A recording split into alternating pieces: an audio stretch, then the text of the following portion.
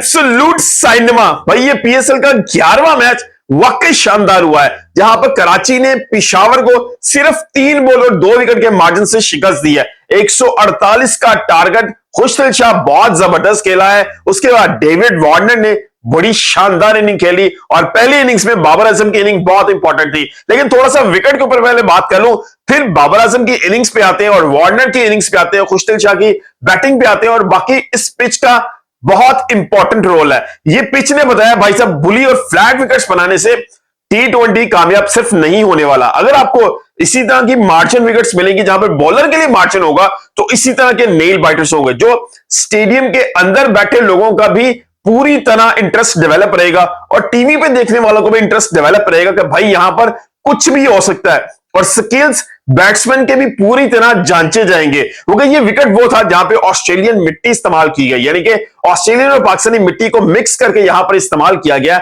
और इस पिच में बॉलर्स के लिए बहुत मार्जिन मौजूद था। आज 148 का टारगेट आसान नहीं था कराची किंग्स के लिए, क्योंकि पिशावर ने पहले बैटिंग करते हुए जो 147 किए, उसमें 46 की जबरदस्त इनिंग थी बाबर आजम की। अब बाबर आजम की इनिंग्स को यहां पे डिस्कस करना बहुत इंपॉर्टेंट है। आप कह रहे होंगे यार 40 बॉल्स में 46 की इनिंग्स कोई बहुत बड़ी इनिंग नहीं थी, या 41 बॉल्स में कोई बहुत बड़ा कोई मार्का नहीं था, लेकिन नहीं, इस पिच के ऊपर वो डेफिनेटली एक टफ इनिंग थी और उसने थोड़ा एक्सपीरियंस अपना शो किया। उसने बताया टेक्निकली स्ट्रॉन्ग होना। आल्दो कि बाबर आजम को यार 2 चांसेस मिले, एक लेग बी फोर बड़ा क्लोज रहा और एक कैच भी छूटा मीर हमजा से, लेकिन ओवरऑल उसके बाद कुछ कंपोज नजर आए, अच्छे शॉट्स खेले, सिलेक्टेड शॉट्स खेले। स्टिल कॉन्फिडेंस अभी तक मुझे नजर नहीं आया बाबर आजम में। बहुत बॉलिंग उन्होंने पहले अर्ली ऑन डॉट खेली, क्योंकि वो अपने अभी उस साइकिल से बाहर नहीं आ सके।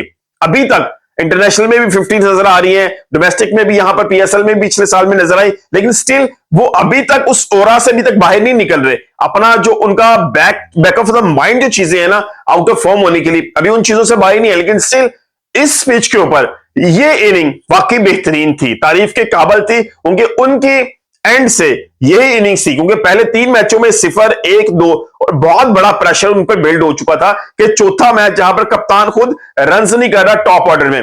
लेकिन एक चीज याद रखिएगा, ये बॉलिंग पिच था, लेकिन क्या बैटिंग पिच पे बाबर आजम इसी तरह की अगर इनिंग खेले तो जस्टिफाइबल है? बिल्कुल नहीं, क्योंकि उनकी टीम का मोमेंटम इनकी इनिंग्स की वजह से टूट रहा है।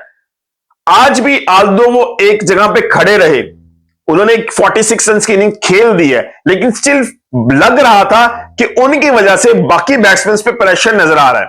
इस चीज को इग्नोर नहीं किया जा सकता। बाबर आजम को भी ये रियलाइज करना पड़ेगा, अगर अपना वो स्ट्राइक रेट 150 तक लेके जाएंगे तो बाकी टीम के ऊपर से प्रेशर कम होगा। लगा कॉडमोर जो आए वो आते साथ स्ट्राइक करना शुरू हो गए, ताकि बाबर आजम के ऊपर से प्रेशर हटे, कि बाबर आजम ने जो 8-10 बॉलें खेल के 1-2 रन किए, भाई वो मैनेज किया जा सके, वो बैलेंस किया जा सके। तो बाबर आजम को भाई ये देखना पड़ेगा, पिशावर ज़ल्मी की मैनेजमेंट को भी ये देखना पड़ेगा कि ये इनिंग्स इस पिच के लिहाज से कहीं ना कहीं जस्टिफाई होती है, लेकिन ओवरऑल T20 क्रिकेट में ये इनिंग्स इस तरह की जस्टिफाई नहीं हो सकेगी। आल्दो के उधर से डेविड वार्नर ने भी कुछ बहुत एक्सप्लोसिव इनिंग नहीं खेली, लेकिन वी नो दैट कि भाई उसकी एबिलिटीज क्या है, वो किस तरह की क्रिकेट खेल सकता है। वो कप्तान है, उससे भी वहां से आज 47 बॉल में 60 रन की इनिंग खेली, 127 का स्ट्राइक रेट है। बाबर का 112 का स्ट्राइक रेट था, बाबर ने 7 चौके मारे, उसने 8 चौके मारे। तो ओवरऑल हमें थोड़ा सा गेज करना पड़ेगा कि बाबर आजम को भाई अब थोड़ा सा एक्सप्लोसिव होना पड़ेगा, अदरवाइज वो जो पूरी दूसरी एंड पे खेलती हुई साइड है ना, वो अंडर प्रेशर रहेगी। ये पिशावर ज़ल्मी को अब समझना पड़ेगा। अगर आप मिचेल को 7वें, 6ठे, 7वें नंबर पे इस्तेमाल कर रहे हैं तो उसका फायदा नहीं होगा। अगर आप उसे ओपन ही खिलाते हैं, मोहम्मद हारिस और सामी को ओपन करवाते हैं, तभी आपको उसका फायदा होगा। 1 डाउन बाबर को करवा लीजिए, 2 डाउन कॉडमोर, 3 डाउन जो है वो आपको लाना पड़ेगा उसको, मिचेल को, वरना उसका कोई फायदा नहीं है। वो मुझे अगर समझा जाए तो मैं बाबर आजम को अभी भी पिशावर ज़ल्मी के स्क्वाड का हिस्सा नहीं समझता। वो डिजर्व नहीं करते, क्योंकि आसपास जितने एक्सप्लोसिव बैट्समैन है भाई साहब, अगर वो दायरा प्रॉपर्ली नहीं लूट सकेंगे तो फिर रन्स नहीं होंगे।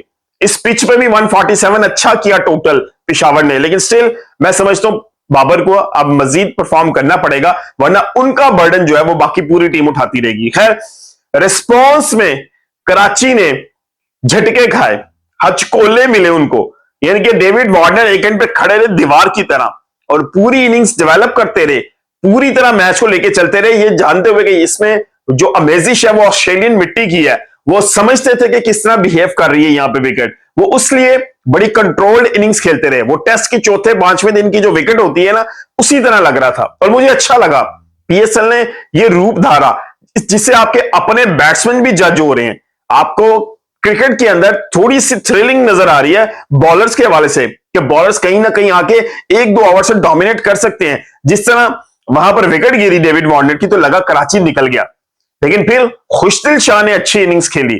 खुशदिल शाह जो कि पहले भी सीना कंट्रेसी में परफॉर्म करके हैं न्यूजीलैंड के अंदर, यही परसेप्शन है कि उनके बारे में कि वो सीना कंट्रीज में अच्छा खेल सकते हैं। आज इस पिच पे उन्होंने रन्स किए और बड़ी समझदारी से किए और पूरी तरह कंट्रोल्ड इनिंग खेली और कराची को ओवर द लाइन लेके गए। ये बड़ी अच्छी चीज है। और आज हसन अली ने फिनिश किया। हसन अली जो कि खुद बॉलिंग की वजह से बड़ा अच्छा फॉर्म में है, तो डेफिनेटली उनका बैटिंग के अंदर कॉन्फिडेंस रिफ्लेक्ट हो रहा था।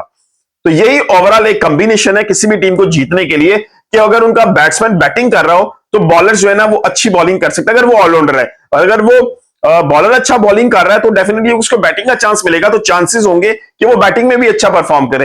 लेकिन पेशावर एक ट्रिक मिस कर गया। ये वही काम हुआ जो शायद 2022 के वर्ल्ड कप में जो पाकिस्तान वर्सेस इंडिया मैच में बाबर आजम ने मिस कर दिया था कि आखिरी ओवर किससे करवाया जाए। आज भी पेशावर ने वही गलती की, बाबर आजम से वही गलती रिपीट हुई। आज भी वो उसी कूजे में बंद है, उसी डबिया में बंद है। आज भी उन्होंने पूरे 5 बॉलर नहीं खिलाए और आखिरी ओवर हुसैन तलत से करवाया जिसने पूरे 19 ओवर में से फील्डिंग की है, एक भी ओवर नहीं किया। तो बहुत मुश्किल था कि भाई साहब वो आके 9 रन डिफेंड करता। आल्दो के विकेट कुछ थोड़ा सा फेवरेबल था, लेकिन स्टिल अगर उसने पीछे एक आध ओवर किया होता, उसको कॉन्फिडेंस डेवलप हुआ था, वो आपने उसे एकदम डायरेक्टली 9 ओवर दे दिया, 20वां ओवर दे दिया, आखिरी ओवर, और उसमें 9 रन डिफेंड करने। उस टाइम पे मैच कराची के हाथ में चला गया था, अनटिल अनलेस कि कोई बहुत अच्छा बॉल हो जाता हुसैन तलत से और खुशदिल शाह आउट होते। खुशदिल शाह ने अच्छा पहले बॉल पे चौका मारा, सिंगल ली, फिर हसन अली ने अच्छा मिड विकेट पे जो है स्क्वायर ऑफ द विकेट चौका मार के मैच को फिनिश कर लिया। Overall it was a good day for PSL. 11वां मैच वाकई शानदार रहा है, लेकिन बाबर आजम की अभी भी कप्तानी पे क्वेश्चन मार्क है, उनकी बैटिंग पे अभी भी बहुत बड़ा क्वेश्चन मार्क है, जिस वजह से पेशावर ज़ल्मी स्ट्रगल कर रही है। आपकी क्या राय कमेंट के में जरूर बताइएगा। मिलते हैं किसी वीडियो के साथ, बहुत ध्यान रखिएगा।